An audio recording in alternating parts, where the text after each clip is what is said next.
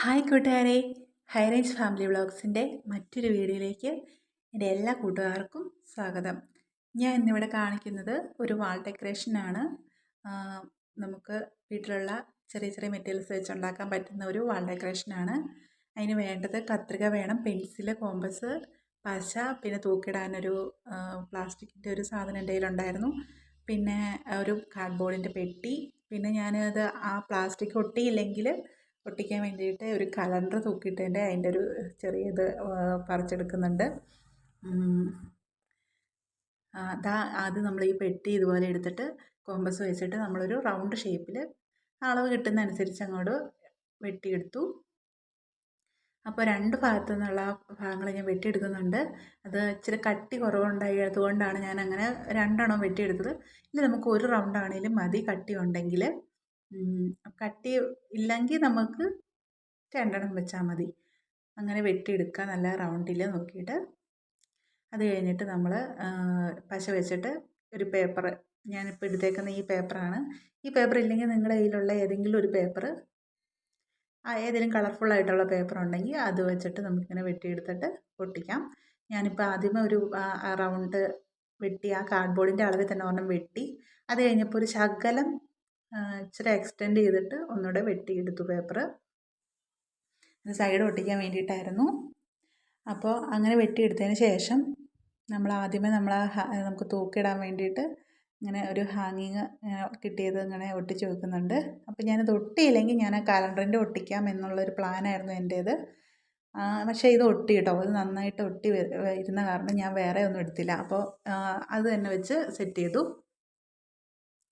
പിന്നെ ഞാൻ ആദ്യത്തെ ആ വലിയ പേപ്പർ വെട്ടിയത് ആദ്യം ഇങ്ങനെ ഒട്ടിച്ചിട്ട് ഇങ്ങനെ സൈഡ് വെട്ടി കൊടുത്തിട്ട് ഇങ്ങനെ മടക്കി മടക്കി ആ റൗണ്ടിൽ തന്നെ നന്നായിട്ട് ചേർത്ത് ഒട്ടിച്ച് കൊടുത്തു.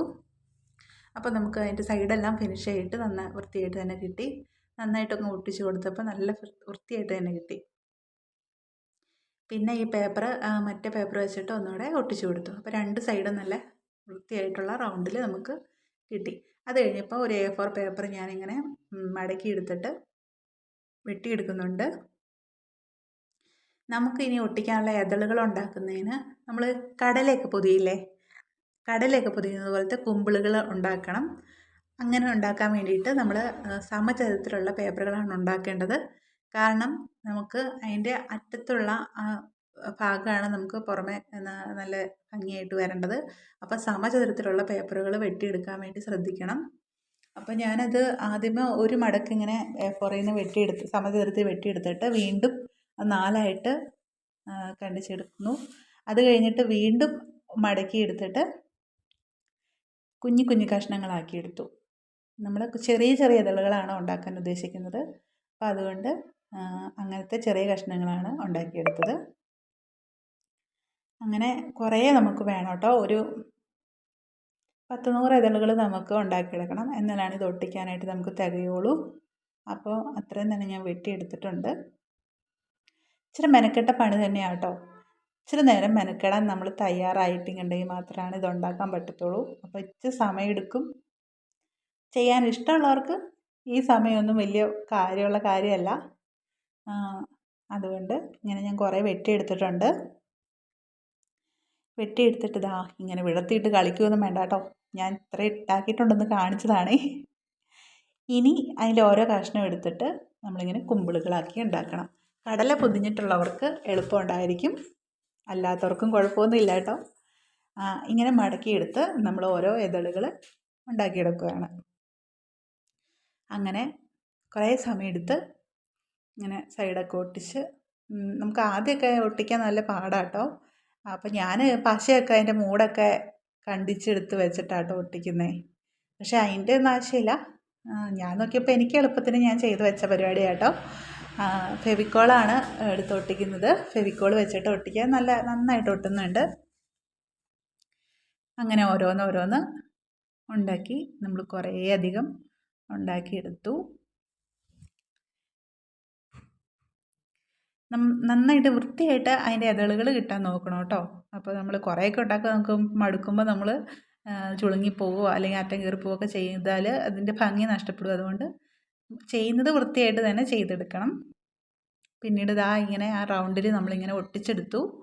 ഒട്ടിച്ച് നല്ല റൗണ്ടിൽ നന്നായിട്ട് എടുത്തപ്പോൾ നല്ല ഭംഗിയായിരുന്നു കേട്ടോ കാണാനൊക്കെ. അപ്പോൾ നമ്മളിങ്ങനെ ഒട്ടിച്ചെടുക്കുക.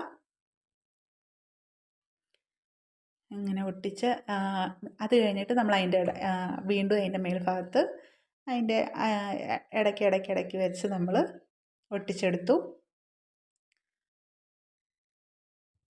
കുറേ സമയം എടുത്ത് തന്നെ കേട്ടോ ചെയ്തേക്കുന്നത്. നിങ്ങളിങ്ങനെ ഞാനിത് വീഡിയോ സ്പീഡിൽ കാണിക്കുന്നതേ ഉള്ളൂ.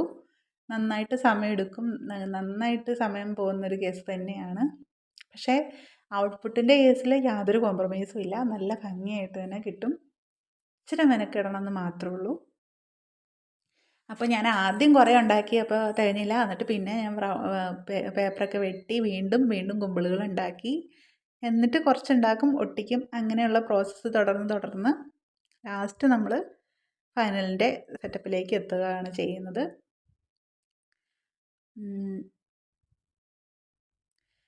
എനിക്ക് ഒത്തിരി ഇഷ്ടപ്പെട്ടൊരു ഇത് തന്നെയാണ് കേട്ടോ. നല്ല രീതിയിൽ എനിക്ക് ഉണ്ടാക്കിയെടുക്കാൻ പറ്റി. അതുകൊണ്ട് ഞാൻ ഇച്ചിരി സമയം കളഞ്ഞാൽ എനിക്ക് സങ്കടമൊന്നും തോന്നിയില്ല. നല്ല രീതിയിൽ തന്നെ എടുക്കാൻ പറ്റിയിട്ടുണ്ട്.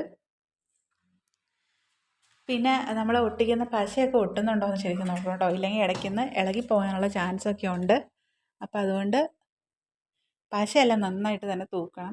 ഞാൻ ഇടയ്ക്ക് പശയൊക്കെ മാറ്റി പരീക്ഷിച്ചൊക്കെ നോക്കി.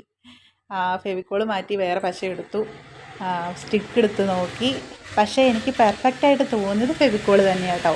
നന്നായിട്ട് ഒട്ടുന്നത് ഫെവിക്കോളിൻ്റെ പശ തന്നെയാണ്.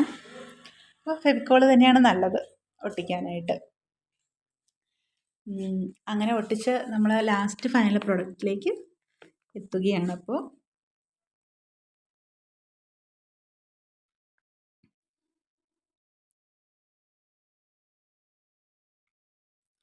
പക്ഷെ ലാസ്റ്റ് ആകുമ്പോൾ നമുക്ക് ഇച്ചിരി പ്രയാസമുണ്ട് കേട്ടോ. ആദ്യമൊക്കെ ഒട്ടിക്കാൻ എളുപ്പമായിരുന്നു. പക്ഷെ ലാസ്റ്റ് ആകുമ്പോഴത്തേക്കും നമ്മുടെ ഈ പശയൊക്കെ നമുക്ക് കറക്റ്റ് ഒട്ടിച്ചിരിക്കാനായിട്ട് ഇച്ചിരി പാടാണ്. ചിലപ്പോൾ ഞാൻ ചെയ്തതിൻ്റെ പ്രശ്നം കൊണ്ടായിരിക്കും കേട്ടോ. എനിക്ക് ലാസ്റ്റ് ആ മേൽഭാഗത്തേക്ക് വന്നപ്പോഴാണ് ഇച്ചിരി ബുദ്ധിമുട്ട് തോന്നിയത്. ഒട്ടിയിട്ട് ഇരിക്കുന്നില്ല, പറഞ്ഞു പോകുന്ന പോലെയൊക്കെ തോന്നുമായിരുന്നു. ഇനി പശയുടെ ഇത് പോയിട്ടാണോ എന്നറിയത്തില്ല. അപ്പം അങ്ങനെയൊക്കെ തോന്നി. ലാസ്റ്റായപ്പോൾ ഇച്ചിരി മെനക്കെട്ടു. അപ്പോൾ അതിച്ചിരി സമയം എടുത്തു എന്ന് എനിക്ക് തോന്നി. ആദ്യത്തേക്കാളും നന്നായിട്ട് സമയമെടുത്തു ലാസ്റ്റത്തെ ചെയ്ത് കഴിഞ്ഞപ്പോൾ. പിന്നെ അങ്ങനെ ഇത്രയും കാര്യങ്ങളൊക്കെയാണ് നമുക്ക് ഇതിൻ്റെ അകത്ത് ഇപ്പോൾ ഈ ചെയ്ത കാര്യത്തിൽ ചെയ്യാനുള്ളൂ. അപ്പോൾ വീഡിയോ കണ്ടുകൊണ്ടിരിക്കുന്നവരോട് എനിക്ക് പറയാനുള്ളത്, എൻ്റെ വീഡിയോ കണ്ടിഷ്ടപ്പെട്ടാൽ എനിക്ക് ലൈക്ക് തരണം, പിന്നെ സബ്സ്ക്രൈബ് ചെയ്യണം, പറ്റുമെങ്കിൽ ഷെയർ ചെയ്യണം, ഇഷ്ടപ്പെട്ടില്ലെങ്കിൽ ഡിസ്ലൈക്ക് ചെയ്യണം. അപ്പോൾ അത്രയൊക്കെ കാര്യങ്ങളേ ഉള്ളൂ പറയാൻ. എല്ലാവരും സന്തോഷമായിട്ടിരിക്കുക, ഹാപ്പി ആയിട്ടിരിക്കുക.